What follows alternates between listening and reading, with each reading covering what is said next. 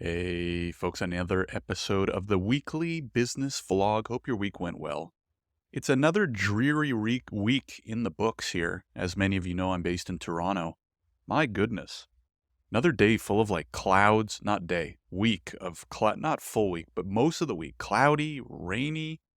It's really been like a gray week or two, hopefully getting over the hump, heading towards the summer, where things get a little brighter, a little warmer, all that good stuff. Anyways, another hectic week in the books. Hopefully you had a good one as well. As per usual, quick update on my week in business as we're trying to grow our immigration tech startup at Visto. I got a book review to give you at the end of this episode as well. Pretty good one. I've been on a pretty good run of new books that I've read.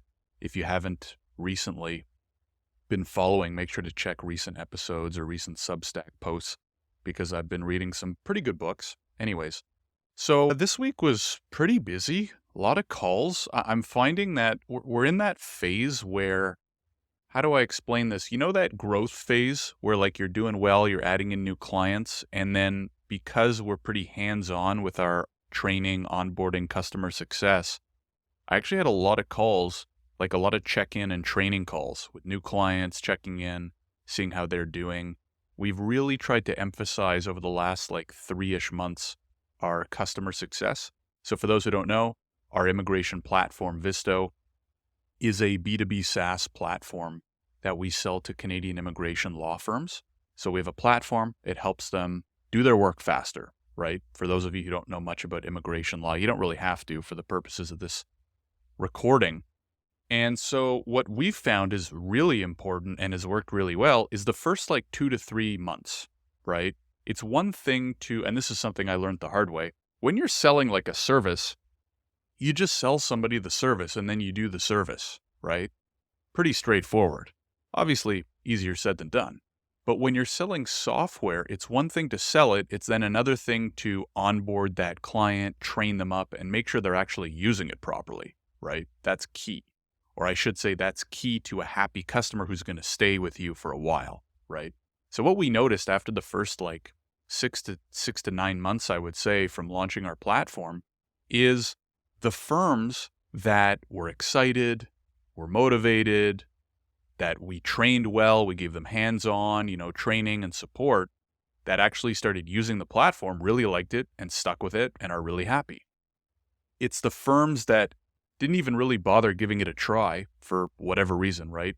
Ironically, some firms sign up because they're so busy and they want to automate more of their practice. And then they're so busy, they don't even use the platform. And then they wonder why they're so busy, right? So anyways, I don't understand that part. But what we did in January was we kind of went back and we actually hired a coach. We got a consultant in customer success, CS, as they call it in the tech world. And he helped us build out an onboarding flow of hey, when you sign up a new B2B SaaS client, here's what the first few months should look like. Here's what you should do. Here's how you should do it. Here's the training. Here's the onboarding. Here's the emails you should send, et cetera, et cetera. And that's really helped us. So if you're out there doing B2B SaaS, I guess you could do this for non-B2B SaaS too, really anything, any SaaS or even B2C. Onboarding, training, support is going to be obviously a little bit different if you're doing B2C or if you're doing services, but so important. Don't underestimate we did.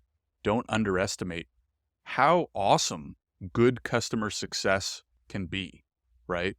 Maybe things are going well for you right now anyways, but imagine if you gave just a little bit more support, a little bit more training, how much more your clients might use your stuff faster.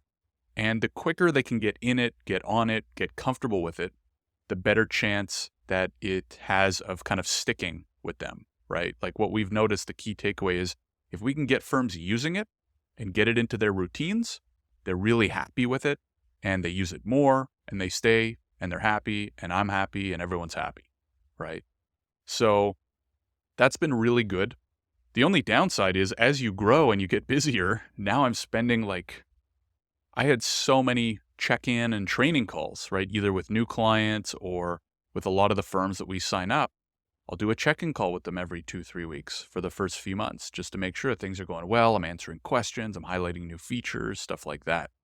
And those are great because, like I said, you're just making sure the onboarding goes that much smoother. And the benefit of that as well, one of the many benefits, is you're getting direct feedback from your client's mouth, right? So you're either understanding what they're confused by. Oh, Josh, I didn't know how to do this and that. And then I show them. But then I'll talk to Alex about it. Alex is our CTO, and I'll be like, okay, well, if they were confused by that, then probably some other users are or have been confused by that. How can we make that a little bit easier? Or how can we make that feature a little bit better or more self-explanatory or more automated, right? And or they'll just give you direct feedback. Hey, this was cool, this was great, but I didn't like this, and can you add that, right?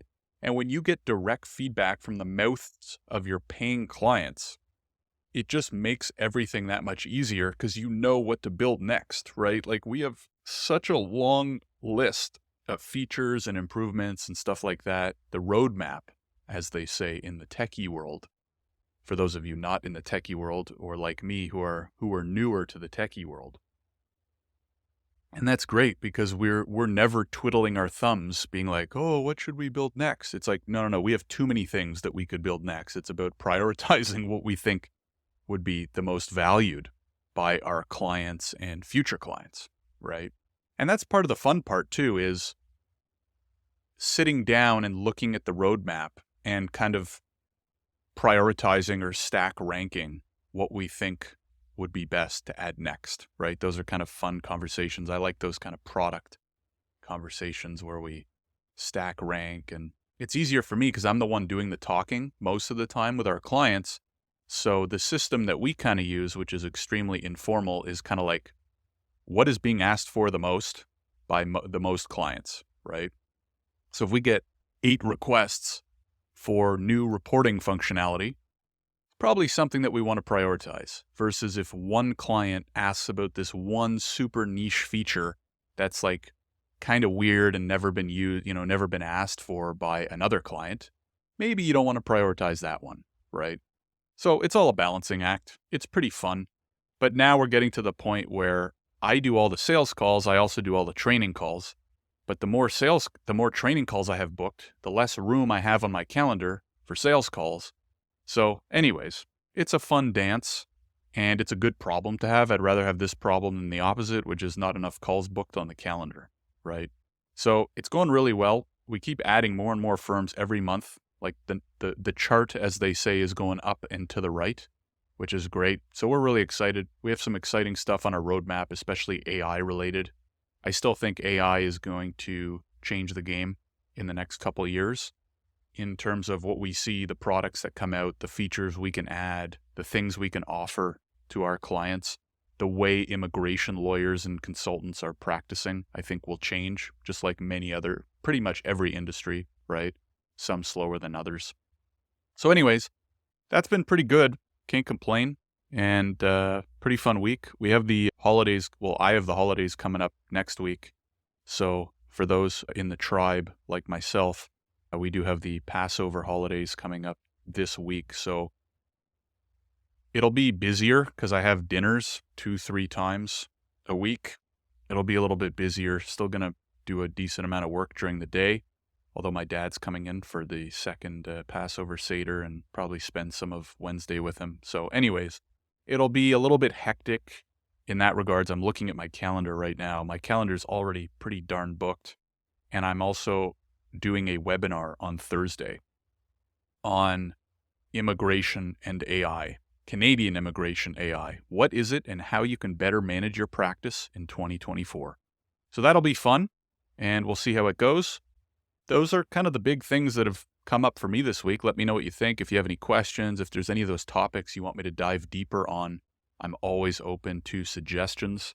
Feel free to, if you're watching this on YouTube or listening to it on Substack, you can make a comment or like and let me know what you want me to go into more detail on. If you're listening on your favorite podcast platform, then I don't think you can make comments on most podcast platforms. But you can always find my Substack because I link to it in the description. So if you're watching or listening to this on not Substack, make sure to check the link in the description and subscribe to the Substack because I'll send you this every week as well as my Monday morning Substack post. Anyways, on to our favorite last topic, books. So last week I had just finished a book on Bill Marriott, which was great. And about half a week ago, I finished this book, which I'm holding up if you're watching on YouTube, The Diary of a CEO. And the subheading is The 33 Laws of Business and Life, and it's by Stephen Bartlett. This was also given to me for my birthday. Heads up if you ever want to get me a good gift. For those out there clamoring to buy me gifts, a business book is never a bad idea. So anyways, the book was really good. I had heard of Stephen Bartlett because of his YouTube channel. So he has a YouTube channel, I think it's called The Diary of a CEO. And from what I understand, he grew a couple companies really big. I think he's based in the UK or was based in the UK, built a huge marketing agency, built a couple other big companies, and then started this eventually big YouTube channel where he's interviewed some really big names. And one of my friends mentioned him because they really liked his YouTube channel. They liked the way he did thumbnails and stuff like that for his podcast. So that's kind of all I knew about him when I was given this book. But I really liked I read the description of the book. I was like, oh, this guy sounds pretty impressive and the book sounds good. So anyways, I read the book. Very quick read, very easy read. I liked it. I would say it's not my favorite book in the world, but I learned a lot. It gave me very similar vibes to I'm just turning around here to look at my bookshelf. The two books that pop into my mind when I finished reading it were Rework, which is by the guys who started, I think, Basecamp, and The Hard Thing About Hard Things by, what's his name, the Andreessen Horowitz guy? I think by Mark Andreessen. I think that's who wrote it. Anyways, and the reason why is it's kind of like short, choppy chapters, right? So there's 33 laws. Each one has its own chapter. So each one's only 1 to 5 pages. And he includes a lot of stories and lessons and stuff like that. And it was really good. It was really good. I learned a lot. I don't think it's as good as the other two. I enjoyed Rework and The Hard Thing About Hard Things a little bit more. But I thought that the book was well written. It was very quick and easy to read. I learned a lot. And I'll probably read it again. If a book meets my really good criteria, I usually read it at least twice because I find if I read a book, 2 weeks later, I've forgotten half of it. So a lot of the good books, and this is what I'm going to do next. I'm going to talk quickly about what I'm reading next. But what I'm going to do now is the last 6 books, to be 7 when I finish the next book, are all brand new because I got 6 books for my birthday. And so I read all of them for the first time. But what I'm going to do after the next one is I'm going to go back and I'm going to do a big reread of 3, 4, 5 books because number one, I have so many. And I think that the greatest value is rereading the best books over and over again, as opposed to reading 5,000 new books. And then by the time you get to the 5th, you forgot the first one, right? So I'm probably going to do a little bit of that. I'll obviously keep you posted along the way as I'm reading them. What I'm reading right now is a book called, I think it's called The Boy Who Followed His Father into Auschwitz. And this is a little bit random and a little bit different from what I normally read, right? Most of you have been following me know I usually read business or business books, personal development, books written about or by famous or successful entrepreneurs and CEOs. But I saw this book in an Indigo when I was with my wife, and it was a good deal. And there's just so much of this crazy stuff going on in the world right now. And I wanted something to kind of, I don't know, bring me back down to reality or remind me of big world events that happened just a few decades before I was born that are starting to, I don't want to say resurface, but that are starting to be very scary, right? So again, this is not a political podcast or vlog or anything like that, but I am Jewish and I've had a very privileged life in Canada, growing up in Canada, and we are in some very scary times right now. And I'm not going to get into the whole war and who's right and who's wrong and blah, blah, blah, but it has become very scary for really Jews all over the world. And I wanted to read something to kind of not take me back. I'm explaining this terribly. I wanted to read something about the Holocaust, is what I'm trying to say here, right? So I'm about 100 pages into the book. It's pretty crazy. It's about a family that basically gets torn apart by the Holocaust, and a boy and his father end up in one and apparently multiple concentration camps together. And right now they're in the first one. And it's pretty crazy to hear basically firsthand accounts of what happened they start in Vienna, Austria, and get moved to right now they're in their first German concentration camp. And it's just insane to think about how this is actually how human beings treated other human beings. So anyways, I don't know if I'll finish it by next week because it's a pretty long, it's not a short book. I don't think I'll finish it in a week and a half. So I might be done it next week. I don't know if I will. I'll keep you posted either way, and I'll let you know. So far, it's pretty intense. I'm enjoying it. It's just very intense, right? Reading about concentration camps as opposed to entrepreneurs building businesses. But I'm sure there will also be some interesting crossovers. So I'll talk about that in future episodes. So anyways, that's it for me. Hope you had a great week. Hope you're continuing to grind it out there in the world of business, entrepreneurship, whatever it may be, solopreneurship. If you have any feedback, or if you want to support the show, make sure to like, comment, all that fun stuff. And make sure, of course, that you're subscribed on Substack. That's where I send this out every single week, Monday morning. I hit you with a story, a key lesson, the books I'm reading, a link to this vlog, all that kind of stuff. So thanks again for tuning in. Appreciate your support either way. Hope you have a great week ahead, and I will see you in the next episode. Take care, everybody. Have a good one.